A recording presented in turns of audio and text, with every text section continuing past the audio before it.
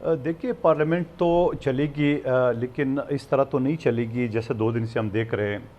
اور ایک پڑھے لکھے لوگ سپریم کورٹ کے وکیل اور وہ جوتا ہاتھ میں لے کے لہرا رہا ہو، اور دوسری بات یہ کہ پختونخوا اسمبلی میں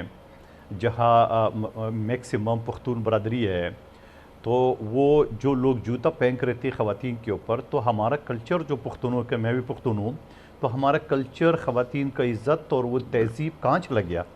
کہ آپ خاتون کے اوپر جوتے برسا رہے ہو؟ تو ایسی صورتحال میں تو کیا ہوگا؟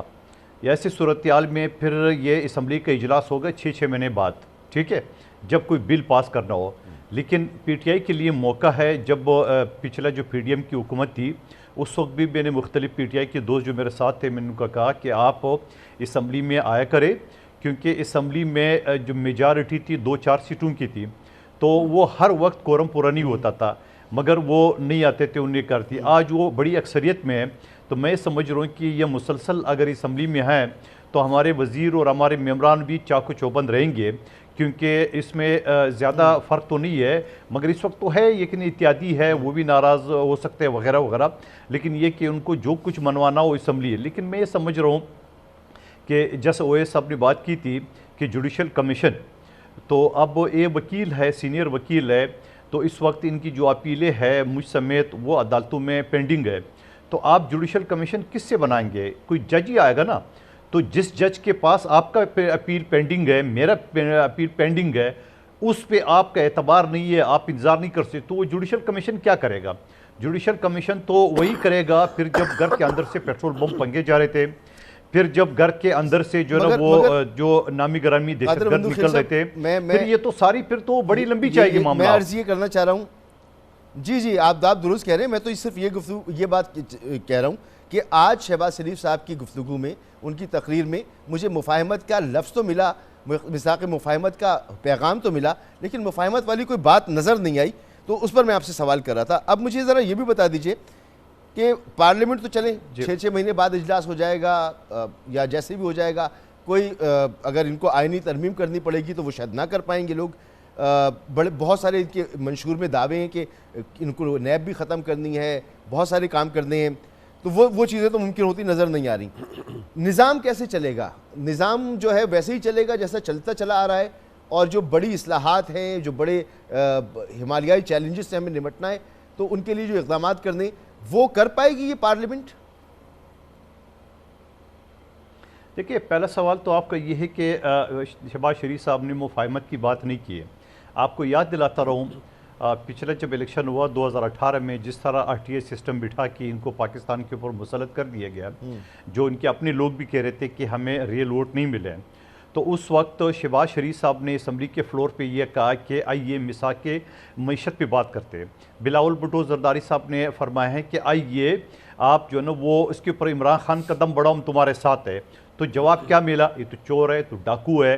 تو آج جو بات کی، آج بھی اگر وہ سکون سے بات سنتے یا اگلے سیشن میں یہ سن لیتے، تو میں نہیں سمجھ رہا ہوں کہ شہباز شریف صاحب کے اندر بڑا لچک ہے، وہ اتحادیوں کو ساتھ لے کے چلنے والا شخص ہے، تو میں سمجھ رہا ہوں کہ یہ جو ان کے خدشات ہیں وہ خدشات حل ہو سکتے ہیں، اس حوالے سے میں نہیں سمجھتا ہوں۔ اور باقی جو آپ نے کہا کہ قانون سازی نہیں ہو سکتی، قانون سازی ہو سکتی ہے۔ آپ دیکھ رہے ہیں کہ سمپل میجورٹی سے ایک ووٹ سے بھی بل پاس ہو سکتا ہے، یا دیکھیں یہ جو موجودہ اتحادی ہے ان کے 201 ووٹ، آپ کے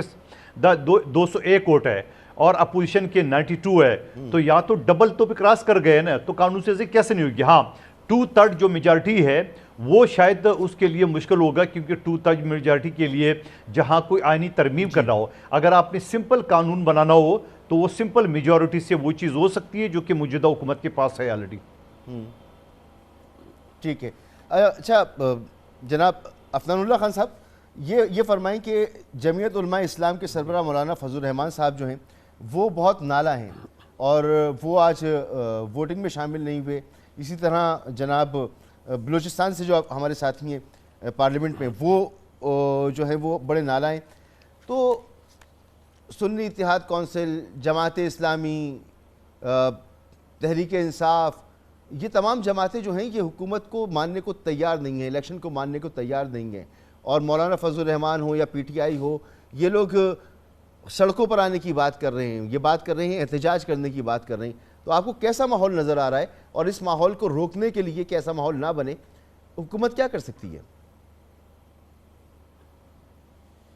دیکھیں، اگر جو تحفظات ہیں مولانا فضل الرحمان صاحب کے اور دیگر جماعتوں کے، جو قوم پرست جماعتیں ان کے بھی، اگر ان کو ایڈریس کرنا ہے اور مستقبل میں جو ایلیگیشنز لگ رہی ہیں دھاندلی کی وہ نہ ہوں، تو وہ صرف اس کا ایک ہی طریقہ ہے، اور وہ طریقہ یہ ہے کہ ہم لیجسلیشن ایسی لے کے آئیں جس کے اندر کوئی نئے آئیڈیاز ہوں، جس کے بجائے جو معاملات اس دفعہ ہوئے آر اوز کا جو دیگر الزامات لگائے گئے اس کو ڈیل کیا جا سکے۔ اگر فرض کریں ہائپوتھیٹیکلی اسپیکنگ، اگر فرض کریں 6 مہینے بعد الیکشن ہو اور اسی طرح اسی معاملات کے تحت الیکشن ہو جیسے پہلا ہوا، تو رزلٹ پھر وہی آئے گا یا along those lines آئے گا۔ تو میں اس لیے اہم بات یہ ہے کہ تمام پارٹیز کو بیٹھ کے جو ہے ایک اسٹریٹجی بنانی پڑے گی کہ ہم نے کیسے معاملات کو آگے لے کے چلنا ہے تاکہ مستقبل میں یہ شکایت نہ آئے، مگر اور ہم بالکل تیار ہیں۔ آپ جو بات کر رہے ہیں سینیٹر صاحب، مولانا فضل الرحمان کی آپ صاحب کی بہت کھلی بات کرتے ہیں، آپ بہت کھل کے بات کرتے ہیں، مگر کیا آپ کو واقعی ایسا لگتا ہے کہ الیکشن اگر شفاف نہیں ہوتے تو اس میں الیکشن کے قوانین اور طریقہ کار یہ معنی آ جاتے ہیں، یہ مسئلہ ہوتا ہے؟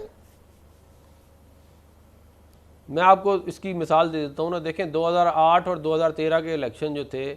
وہ تقریباً تمام پارٹیوں نے قبول کیے، پی ٹی آئی سمیت۔ شروع میں تو پی ٹی آئی نے 2013 کا الیکشن بھی قبول کیا، بعد میں انہوں نے جو کہانی بنائی وہ بنائی۔ ان دونوں الیکشنوں میں کچھ چیز مشترک تھی کہ آر اوز آپ کے جو تھے وہ ججز تھے، اور کیونکہ ججز تھے تو سسٹم کے اندر کریڈیبلٹی تھا، کیونکہ ہمارا آئین جو ہے ایڈجوڈیکیشن کا کام جو ہے وہ جوڈیشری کو دیتا ہے۔ تو میرا یہ خیال ہے کہ اگر یہ ایک معاملہ سیدھا کیا جائے تو شاید بہتر جو ہے وہ مزید لوگوں کا ٹرسٹ جو ہے وہ سسٹم پہ بحال ہو، اور جو اپائنٹمنٹ ہوتی ہے چیف الیکشن کمشنر کی اور کیئر ٹیکر پرائم منسٹر کی، اس کے اوپر اپوزیشن کو ہمارے ساتھ بیٹھ کے بات کرنی چاہیے۔ ابھی تو خیر جب بھی ہوگا معاملہ اس وقت جو ہے کرنا چاہیے، کیونکہ یہ معاملات بنیادی معاملات ہیں جن کے اوپر آبجیکشنز آ رہے ہیں۔ اس کے علاوہ اگر کوئی قانون تبدیل کرنا ہے تو وہ بھی ہو سکتا ہے، لیکن خالی رونے دھونے سے، چیخیں مارنے سے تو مسئلہ حل نہیں ہوگا نا۔ ایک میں بات یہ کرنا چاہوں گا کہ دیکھیں یہ کہا گیا کہ ڈاکہ مارا گیا ہے تو بندہ رو رہا ہے، تو بھائی 2018 میں جو آپ لوگوں نے 53 سیٹوں کے اوپر مسلم لیگ نون جو تھی اس کا رزلٹ چینج کر کے پی ٹی آئی کو جتایا گیا، اور اس کا ثبوت یہ ہے کہ جو ریجیکٹڈ ووٹ تھے وہ زیادہ تھے وکٹری کے مارجن سے۔ تب تو آپ لوگ بڑے خوش تھے، تب تک آپ کہتے تھے کہ جی ایک پیج ہو گیا ہے، بڑا زبردست ہے، بڑا اچھا ہو گیا، بڑا اس سے اچھا الیکشن ہی نہیں ہوا آج تک دنیا کی تاریخ میں۔ آج آپ کو ڈاکہ یاد آ رہا ہے۔ تو بات یہ ہے کہ اگر بہتر یہی ہے کہ تمام پولیٹیکل فورسز بیٹھ کے افہام و تفہیم سے معاملات چلائیں، مگر مسئلہ یہ ہے کہ عمران خان صاحب کبھی نہیں مانیں گے اس کے اوپر۔ یہ میں آپ کو ابھی بتا دیتا ہوں، اس کی بنیادی وجہ یہ ہے کہ جس بندے کا آبجیکٹو زندگی کا وزیر اعظم بننا ہو، یہ معاملات دیکھیں گے اتنے سادے معاملات نہیں ہیں۔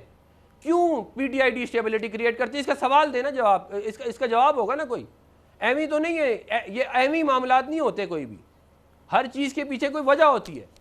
بھائی جب آپ حکومت میں آپ نے کہا نہیں ریکنسائل کریں گے، آپ جو اس وقت گفتگو فرما رہے ہیں آپ حکومت میں، اور آج آپ حکومت میں ہیں،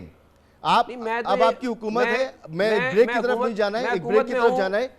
بریک کے بعد آ کر آپ سے اس پہ بات کرتا ہوں۔ یہ آپ اس وقت حکومت میں ہیں، اور جو ہو چکا وہ ہو چکا، اور جو ہو چکا وہ آپ نے دیکھا کہ کس طرح سے 2 صوبوں میں الیکشن نہیں ہوئے، کس طرح سے عدالت کے احکامات نہیں مانے گئے، کس طرح سے نگراں حکومتیں 1 سال اور 6 مہینے چلتی رہیں۔ آپ نے یہ سب کچھ دیکھا، پھر اس کے بعد الیکشن جس طرح سے ہوئے، جس طرح سے انٹرنیٹ بند ہوا، یہ سب کچھ ہوا ہے اس ملک میں۔ اب اس کے بعد آپ وہاں پر موجود نہیں تھے فزیکلی، لیکن اب آپ کی حکومت ہے، آپ کو ان تمام چیزوں پر، ان زخموں پر نمک رکھنا ہوگا، تبھی آپ آگے بڑھ پائیں گے۔ اگر آپ دوسری طرف ہوتے تو تب بھی میں یہی بات کرتا، پی ٹی آئی اس طرف ہے تو میں یہ بات کر رہا ہوں، کوئی بھی پارٹی کسی کے ساتھ ہوتا میں یہی بات کر رہا ہوتا۔